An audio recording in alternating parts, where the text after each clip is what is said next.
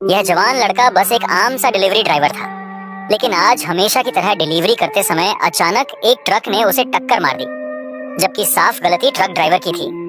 लेकिन वही ड्राइवर किसी राक्षस की तरह गुर्राने लगा और तेज दर्द तेजी से लूफंग के पूरे शरीर में फैल गया। उसे लगा अब उसकी मौत तय है, लेकिन तभी उसके फोन से लू शिनतोंग की आवाज गूंजी, जिसने उसे होश में ला दिया। वह अब मर नहीं सकता था। जब उसकी छोटी बहन एक रेयर ब्लड डिजीज से जूझ रही थी, उसकी ट्रीटमेंट के पैसों के लिए वह स्कूल छोड़कर पूरे 3 साल डिलीवरी ड्राइवर की नौकरी करता रहा। वह इम्प्लांट चिप खरीदने के लिए सैकड़ों हजार जमा कर चुका था। बस एक सफल सर्जरी ही उसकी बहन को ठीक कर सकती थी।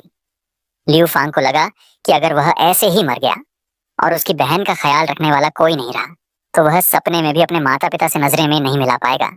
ऊपर से वह अब भी वर्जिन था, जिसने आज तक किसी लड़की की जांघ तक नहीं छुई थी। ऐसे में वह इतनी आसानी से मर कैसे सकता है? शायद यह काम कर जाए। लूफंग ने घबराहट में अपने फोन की एक अजीब सी ऐप पर टैप करना शुरू किया। कुछ समय बाद लायू फेंग भारी सिर के साथ जागा। उसके सिर के पास से एक हल्की खुशबू और नरम सा एहसास आ रहा था। उसे समझ आया कि उसका सिर किसी महिला की गोद में रखा है। इससे पहले कि वह सदमे से उबर पाता, उसने ऊपर से उसकी आवाज सुनी। हाँ डॉक्टर, मरीज अभी खून से लथपथ है, वह मेरे साथ है। ओह, ये अब होश में आ गया है। लियू फंग ने सिर उठाया और देखा कि वह कोई आम महिला नहीं, बल्कि एकदम देवी जैसी सुंदर महिला है। तुम जाग गए? मैं बस पास से गुजर रही थी और तुम्हें यहाँ पाया। लगता है तुम्हारा एक्सीडेंट हो गया था। धन्यवाद। मेरा नाम लू फांग है। उसने उठने की कोशिश की। मैं ईट योर फिल लंच का डिलीवरी ड्राइवर 9528 हूँ। लगता है अभी मुझे किसी गाड़ी ने टक्कर मारी थी।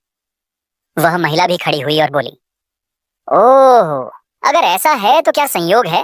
मान लो हम कोवर्कर्स हैं। असल में वह महिला केनली फॉक्स थी, जो लिडियन ग्रुप की प्रेसिडेंट थी और वही ईट योर फिल लंच की पेरेंट कंपनी भी थी।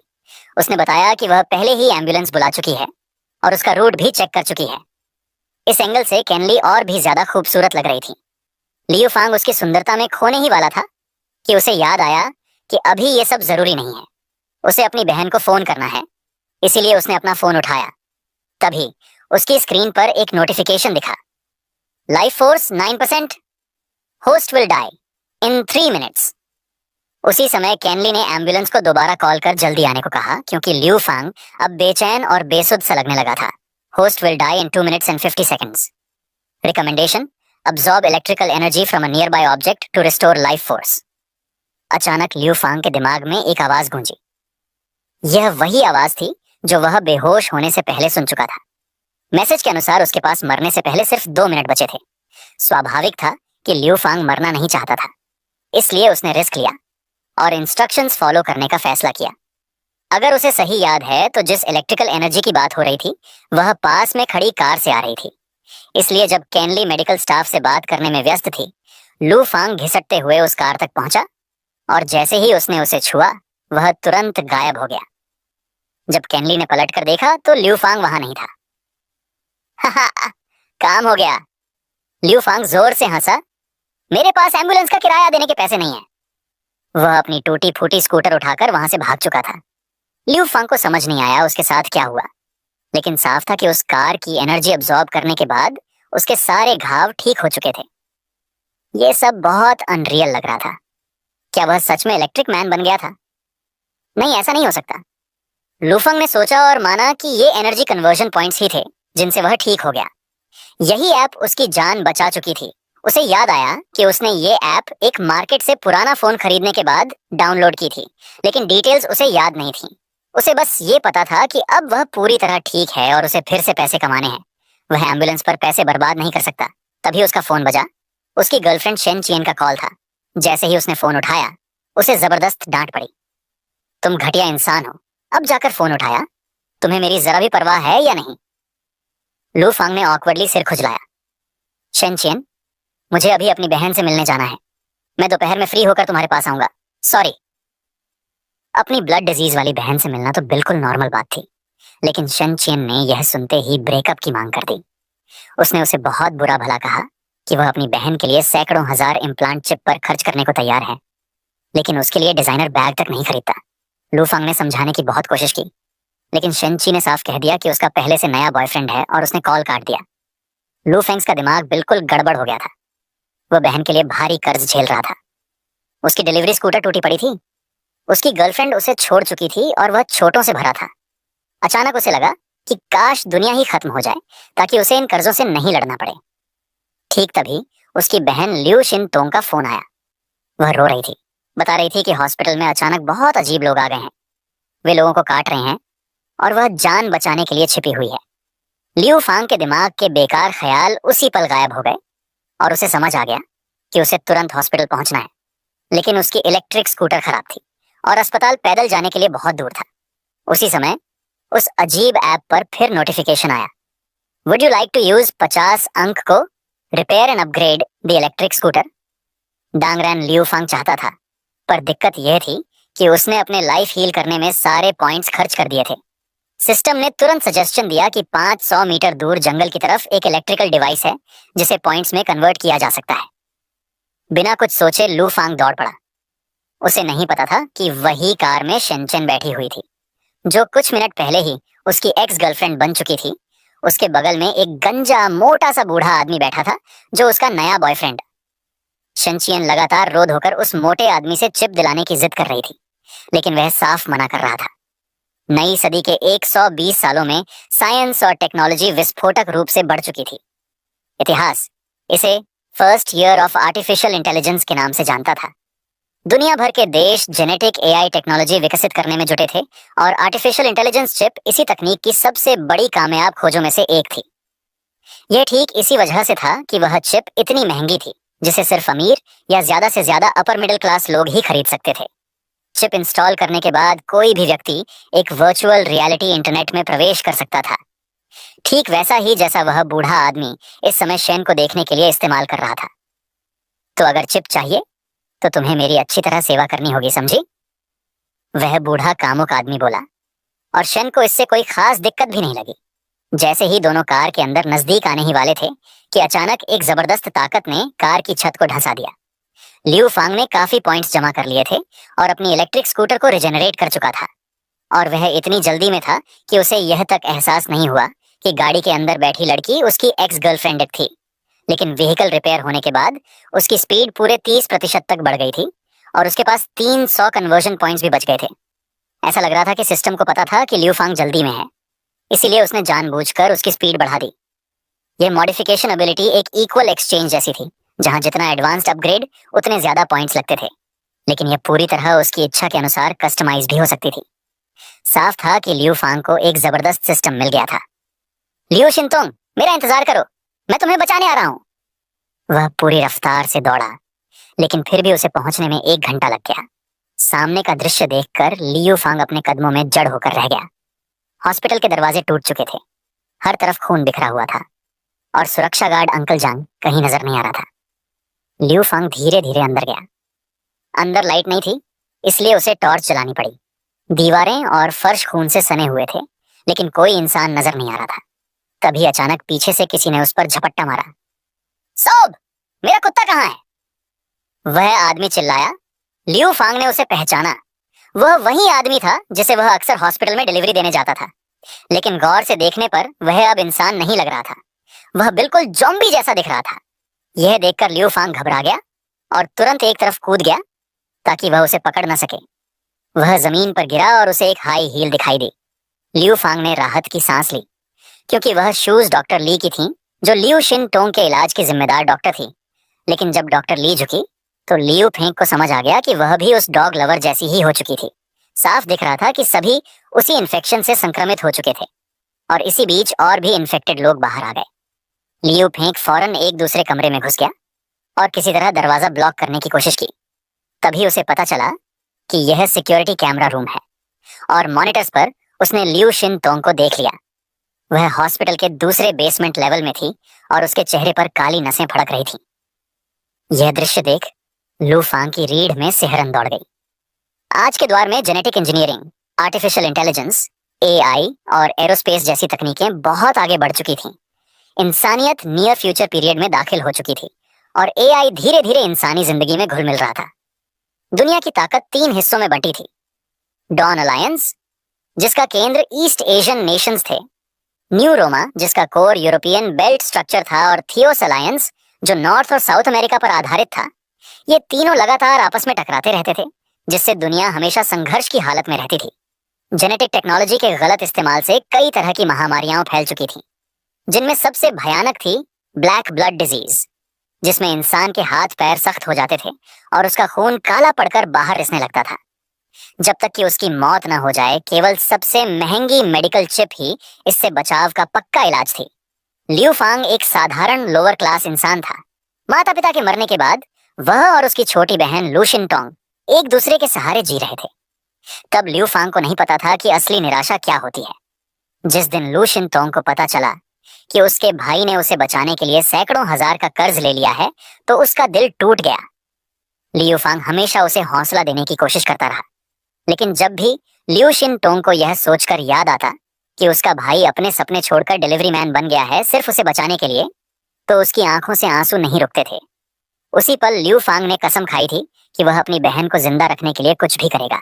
लेकिन अब सिक्योरिटी कैमरा में अपनी बहन को इस हालत में देखकर उसके दिल में ऐसी निराशा आई जिसे उसने पहले कभी महसूस नहीं किया था।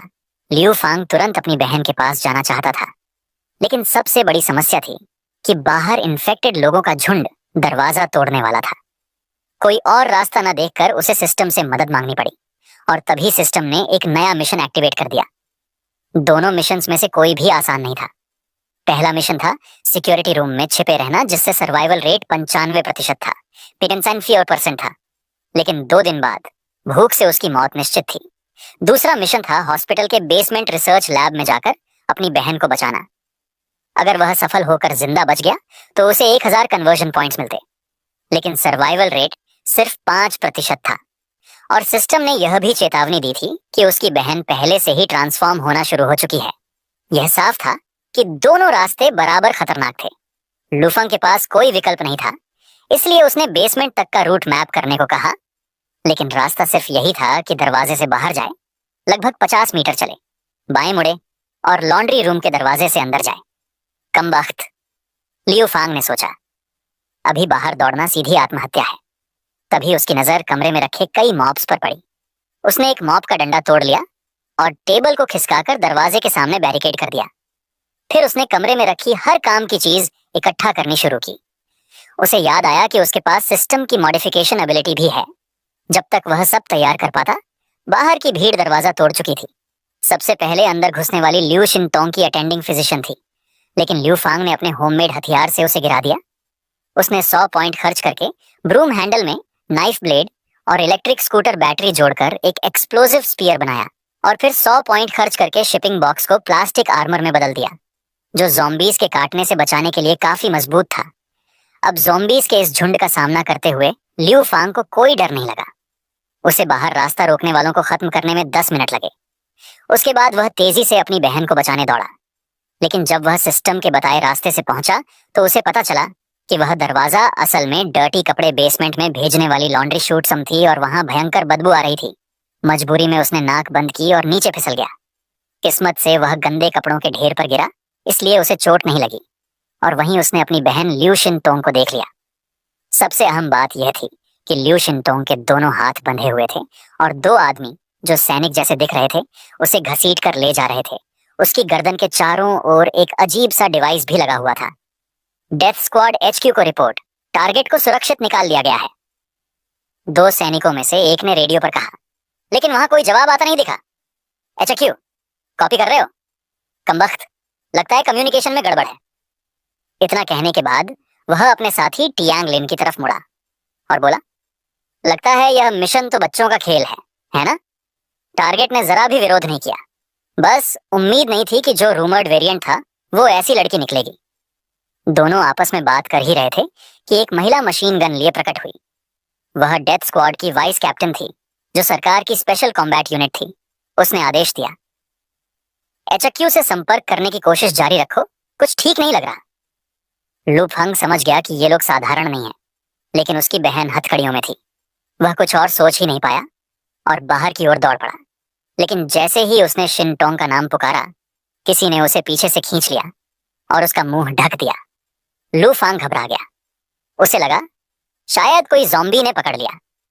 दूसरी तरफ डेथ स्क्वाड की वाइस कैप्टन ने भी उसकी आवाज सुन ली थी, इसलिए उसने 2 सैनिकों को कमरों की तलाशी लेने का आदेश दिया। उधर लियू शिनतोंग ने जब अपने भाई की आवाज सुनी तो वह अचानक विरोध करने लगी।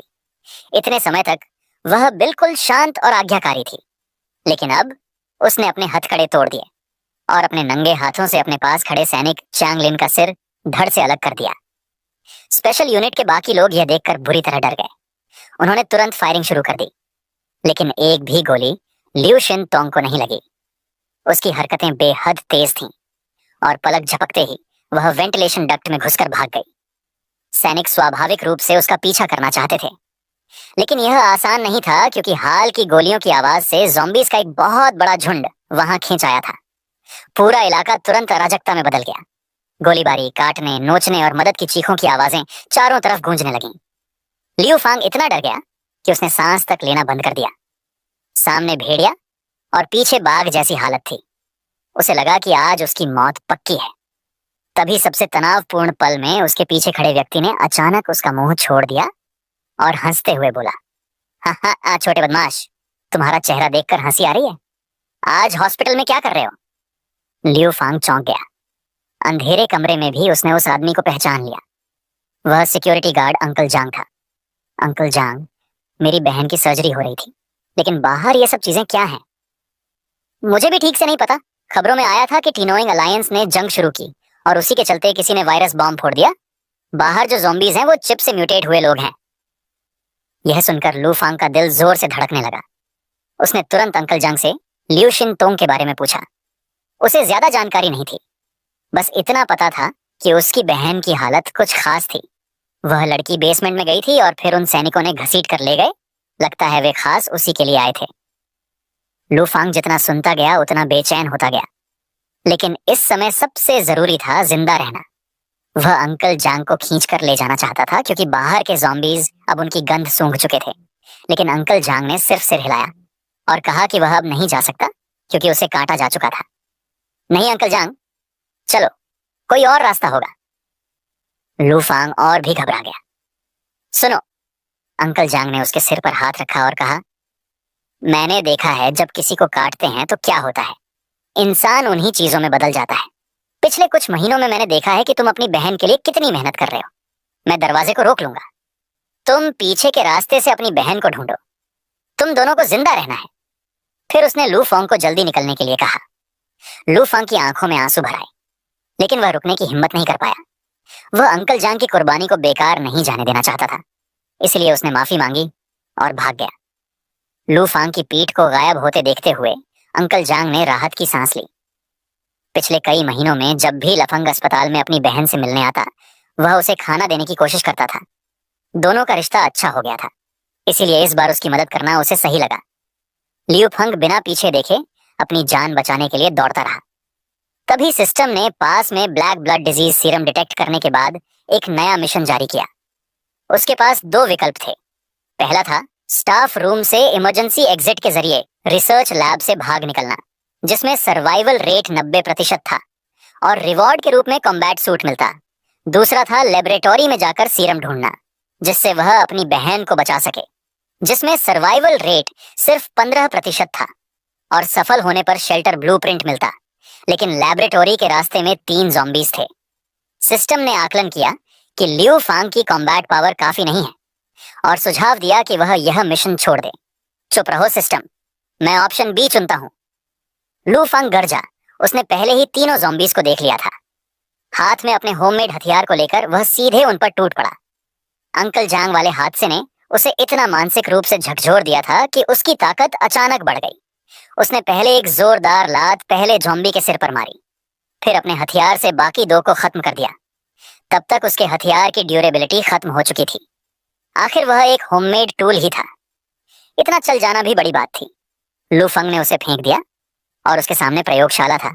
अंदर ही ब्लैक ब्लड डिजीज को कंट्रोल करने वाला सीरम रखा हुआ था। जैसे ही उसने दरवाजा खोला, लियू शिनतोंग उस पर झपट पड़ी। उसे परवाह नहीं थी कि उसकी बहन बदल चुकी थी। उसने उसे कसकर गले लगा लिया और बार बार बोलता रहा, शिनतोंग, होश में आओ। भाई की आवाज सुनते ही लियू शिनतोंग को कुछ सेकंड के लिए होश आया, लेकिन वह बहुत कम वक्त के लिए था। उसके बाद वह फिर से कंट्रोल खो बैठी, सिर पकड़कर चीखने लगी। सिस्टम भी इस फिनोमिनन को ठीक से समझा नहीं पाया, बस इतना बताया कि यह एक अनफोर्सीन वेरिएबल है और लियू फांग को इनहिबिटर सीरम इस्तेमाल करने की सलाह दी। उसने कमरे के बीच में सिरिंज में रखा सीरम देखा और तुरंत उसे उठाने के लिए हाथ बढ़ाया, लेकिन जैसे ही उसने सीरम लिया, लेबोरेटरी का सेल्फ डिस्ट्रक्ट सीक्वेंस एक्टिवेट हो गया। काउंटडाउन 10 मिनट का था और उसी पल लियू शिनटोंग फिर से पागल हो गई और अपने भाई का कॉलर पकड़ लिया। लू फांग ने घबराहट में सिरिंज सीधा उसकी सड़ी हुई नस में घुसा दिया और दवाई पूरी की पूरी खाली कर दी।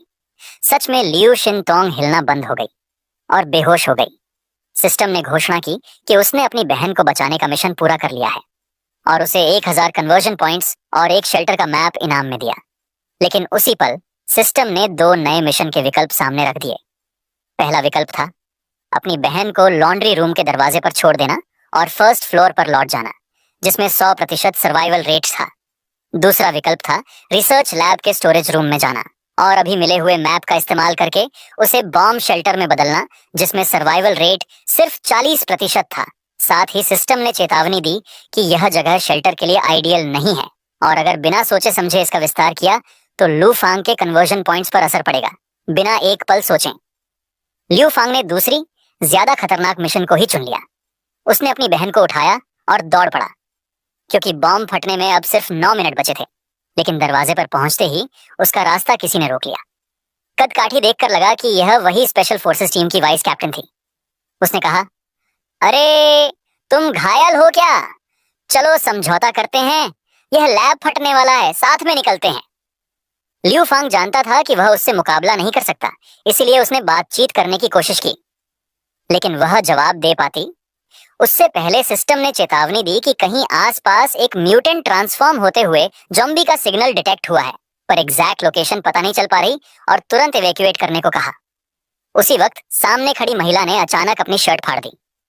लू फांग इतना डर गया कि देखने की हिम्मत ही नहीं हुई।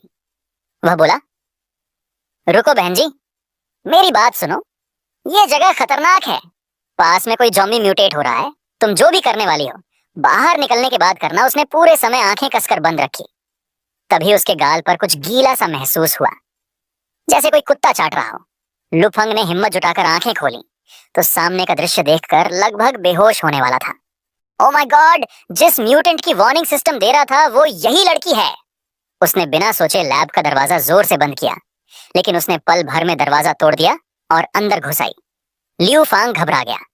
उसने कन्वर्जन पॉइंट्स इस्तेमाल करने की कोशिश की, लेकिन सिस्टम ने बताया कि आसपास कोई सूटेबल मटेरियल नहीं है जिसे कन्वर्ट किया जा सके। तभी एक ठंडा हाथ उसके कंधे पर पड़ा। उसे लगा अब तो खत्म,